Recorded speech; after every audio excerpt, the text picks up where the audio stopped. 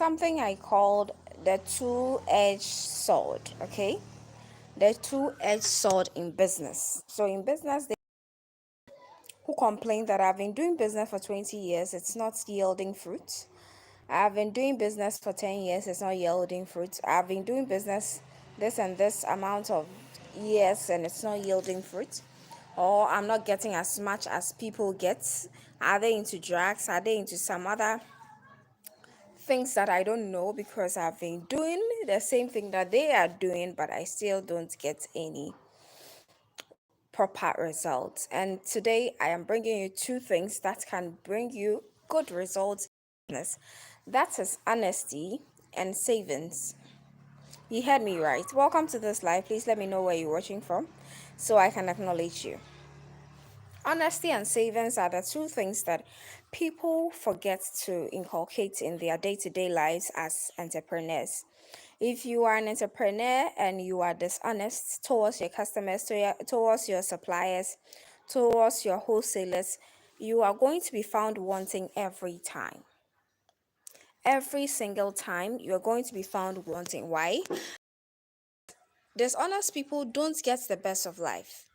If you are someone who is untruthful towards your customers and your retailers, your wholesalers, your CEOs, your bosses, you aren't going anywhere. So I find it very difficult to understand if you are very honest and you are someone who saves and you say your work is not going on well. I find it difficult to comprehend that statement because there is no way you are very honest and you are someone who saves enough and your work is going to be stagnant. Yes, there might be one of these that you are missing. If I say honesty, what do I mean? It's not just about speaking the truth, it's about owning your faults, it's about doing as you said, it's about going according to terms and conditions of whatever is going on. So, for example, you've gone to a Chinese company, you are ordering 10,000 um FITA container worth like $20,000, $30,000, that you are selling the things and you are going to give the balance in a week's time, and after a month, 2 months, 3 months, you are not returning it. The third month that you returned it, you are going for another one. Will you be giving? I can't hear you. Will you be giving again? No one would give you that amount again. That kind of 10 or 20 FITA container would not be given to you again because hell no, no one is going to risk their lives for you. So being honest just means owning your truth, knowing what you're about, and staying true to it. You have gone for something. You are saying you are using it for something. You are in business. You have gone for a loan. You are using the loan in your business to expand your business. But here you are tossing the bank here and there, telling them all sorts of stories. Your grandfather has died, your great grandfather has died, you lost your uncle's father's friends, brothers, auntie, you lost your cousin who is amputated by the leg and has gone for resurgery and has lost a lot of stories that they find it hard to believe, but they have to believe anyway. Little by little, if you pay this amount, they will take the amount, but trust me, they ain't going to allow themselves to give you any loan again. So, the side of um, customers. Customers are people who are very dicey to deal with. Okay? Customers are very dicey people.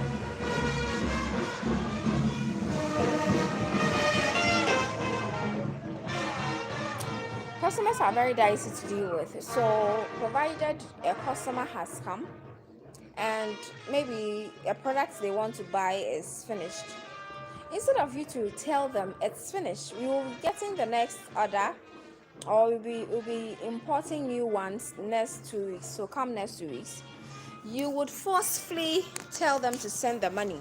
After they sending the money, you tell them, oh, the product you are looking for is finished. If you do that and if you continue to do that, it is going to be very difficult for somebody to invest in your business. You are not truthful. You are not on point with the things you say. You do not speak the truth. You do not own your truth. You went for an occasion as a program or maybe an event.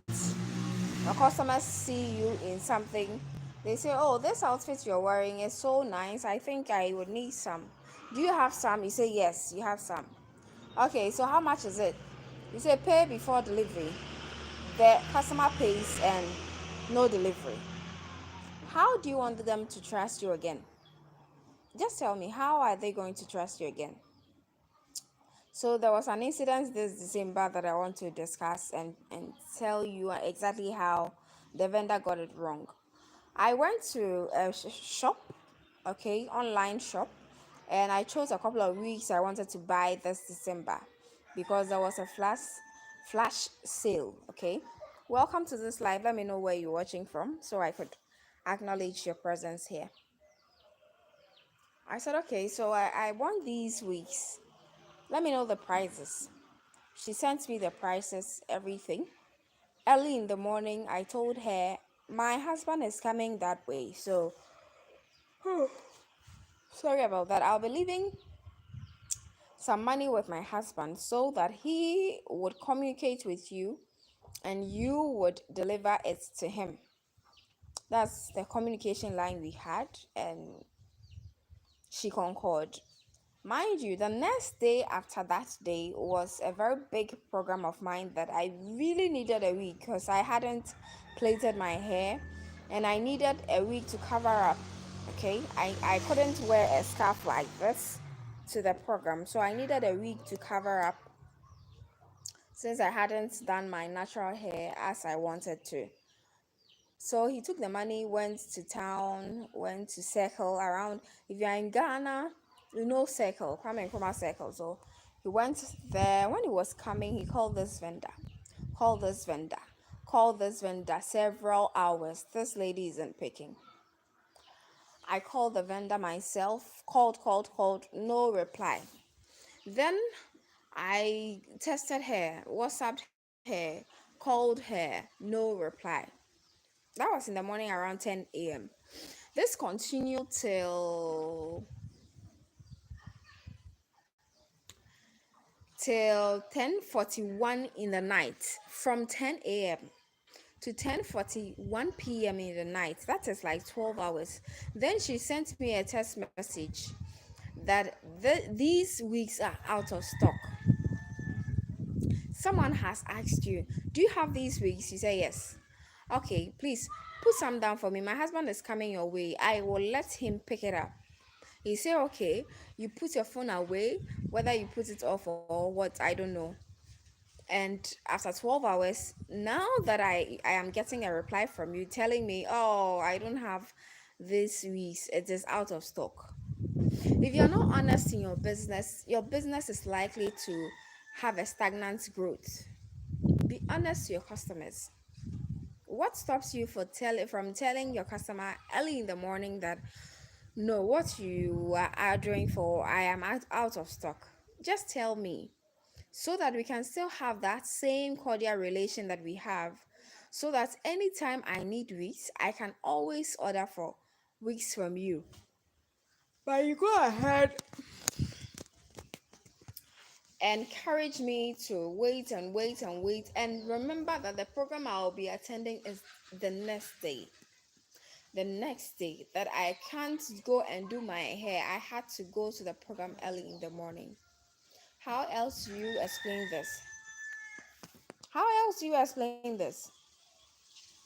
How? Tell me how. So it is very important that honesty leads you in your business. You should be honest in all your dealings. Let people know that you are black and white. It's either black or white. Let them know that this person does not lie. This is what he does. Let your bosses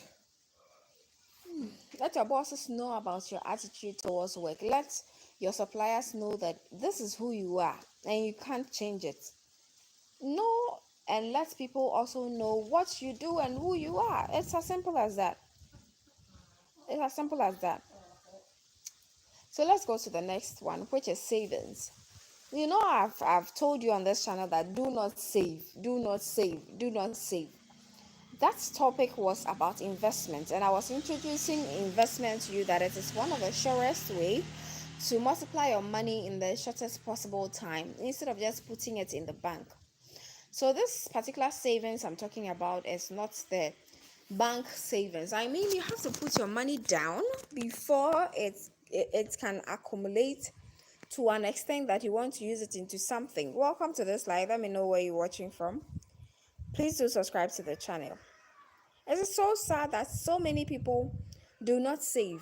You are in business, you are doing your business, and you save for monies which is outside your business. But if it comes to your business, you do not save any money. If you get money, you squander it or you reinvest it. No. If you get money from your business, you would have to be able to get a portion that you save, a portion that you reinvest, a portion that you use to pay your workers or yourself. It is very important. People who do not pay themselves are thieves. I said it, you heard me right. People who do not pay themselves in their own businesses are thieves. Why do I say they are thieves? They would steal the money that they are going to reinvest with.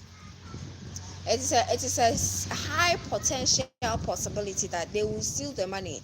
They would misuse that money, because why would you work and not pay yourself? Imagine you doing $1,500 work in a month.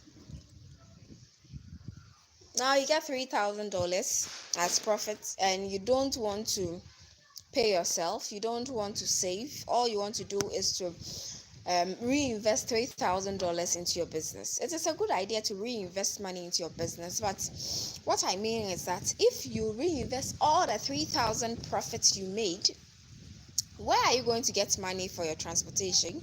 Where are you going to get money for the food that you eat? Where are you going to get money for your upkeep? And since you are not saving, if there is any emergency in the workplace, look at what is happening in New York City. Is it LA? Yeah, in LA. There is a fire outbreak that has been happening for days. What if your office was in that situation? What would you have done? What if you were in LA and your house and your office were all burning? What will you have done? Since you are not saving any money from your office. So your personal savings is different. Your own business that you have made, you have to be able to save from it. Any money that you get, apart from reinvesting into the business, one thing you have to do is to save. Save in the business. Let's other people know that yes, you are not squandering everything. If you have workers, pay your workers. Pay your workers. Let the workers also feel that yes, I'm being paid. Pay your workers with the profits you make, and also reinvest. So you cut the dimensions into four. You can get an emergency fund. You can pay your workers out of it. You can save money, and also pay yourself. These are some things that you can do with the money you get. Emmanuel, how are you doing? Hello. Happy New Year, Emmanuel. How are you doing? It's also interesting that some people do not think of paying themselves if they are getting into business. If you are into your own business, don't think that because it's your own business, you don't need to pay yourself. If you do not pay yourself, you are going to steal from the business. Because since you are not paying yourself, you can take $100 today, tomorrow you are taking $50, the next day you are taking $300. You would end up spending the whole money, all the profits that you've made, just in the name of I am not paying myself, so I'm taking this, I'm taking that. Please. Hello and welcome to this channel. Please subscribe to the channel and let me know where you're watching from. Emmanuel, where are you watching from? It is very important that you just pay yourself, then you save, you get an emergency fund. My condolences to the people who have lost their lives in LA. It is very tragic. In fact, today I was watching the news and it was so tragic that people in America are going through this hard time, especially LA. Look at the great buildings that were there, and now it's all burnt down. And according to the news, the fire is still ongoing. Imagine if your workplace was there, if your shop was there, if your office was there. What will you be doing? What backbone do you have if some fire outbreak like that comes to you? Because it's a natural disaster. There is nothing you can do about it. It's not someone who stood somewhere and bent someone's shop. It is a whole area, a whole stretch of area which is burning. What will you have done? That is where the savings come in. That is where your emergency fund comes in. This is the opportunity that you get from your emergency funds. And that there one thing that business owners fail to do every time, especially African business owners, they hate to do insurance. Because yes, let's not blame the African business owners. Let's also say that most of the insurance companies in Africa are not doing best. They are not doing so well. They promise you heaven and earth when you are starting. You send few documents to start. You pay. If there is any emergency, if there is fire outbreak, if there is burglary, if there is anything that you need their help, they would now start requesting for thousands of papers, thousands of so many voluminous things that you would never get. They are now going to ask you, draw the Ghana map, locate your house in the Ghana map. How come there was fire outbreak in your office and the next office didn't burn? We want CCTV footage of how the fire outbreak started. How did your company burn? And they would ask you a ton of questions and you would go in to and fro to the extent that you would lose hope and forget about them for life. And so because of that, most African business owners do not like to involve themselves in insurance companies because some of these insurance companies are actually fraudulent. But please, let me take this moment to acknowledge the fact that there are also some few who are not fraudulent. So I think you should do the homework of looking for those few which are not fraudulent and work with them. Because looking at the things happening in LA, you can say exactly that if the people who have insurance backing their companies in LA, the stretches where the fire outbreak is, they have some source, they have at least a little backing. But those who do not have insurance, those who have not involved themselves in any insurance company, the houses that are not backed by insurance, what are they going to do? So apart from honesty, apart from savings, apart from investing and reinvesting into your company, apart from paying yourself, also try to put insurance into your schedule. Insure your office, insure your company, insure even the commodities in the company. There are some companies that insure not only the company, they insure the cars and the machines too in the company. there even there is there are insurance companies that also insure the workers there, so if anything happens, they are going to be compensated. As a business owner, you have to put all these into consideration so you wouldn't incur unnecessary costs if the unfortunate and unforeseen happens. Okay, so today, after watching the news, ABC News, watching what has happened to people and how some people are still in their rooms and they are videoing and they cannot get out because of the fire outbreak, my heart really goes out to these people because it is not easy. Some people, I heard 5 or 6 people have lost their lives in the fire outbreak. My heart goes out to them. Insure your company, insure your house, insure your car. Make sure you research enough to get the best company ever. There are some things that um, the normal AI cannot tell you, and one of it is whether a company is authentic or not.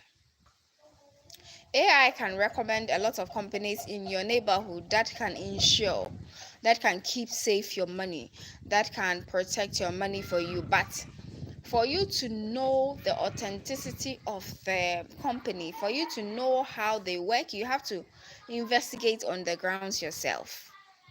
You've got to investigate on the grounds yourself. That is why I invite you. Go to the company you want to invest in. Ask them all the necessary questions that comes to mind. Let them help you understand all um, the packages they have. Be sure of the one you want to choose and choose wisely. Okay, choose wisely. That is something that came up. I wanted to share with you. Last night I promised to come 11 p.m. but I couldn't. I couldn't because of a power outage. I had a power outage, so I couldn't come 11 p.m. But let's see today if you can do another live apart from this one. But yeah, I spoke about two things. As you can see, the heading says the very big two is honesty in business and savings. So I said that you have to be honest in all your dealings, whether you like it or not. Honest people will go far in life. If you're not honest to your CEO, your suppliers, your retailers, your wholesalers, it is going to cost you a lot. Especially not being honest to your customers is going to really affect you. And the next thing I said was that apart from honesty, the other one is savings. And here you need to save from your business. Okay, the money you get as profits, you need to save.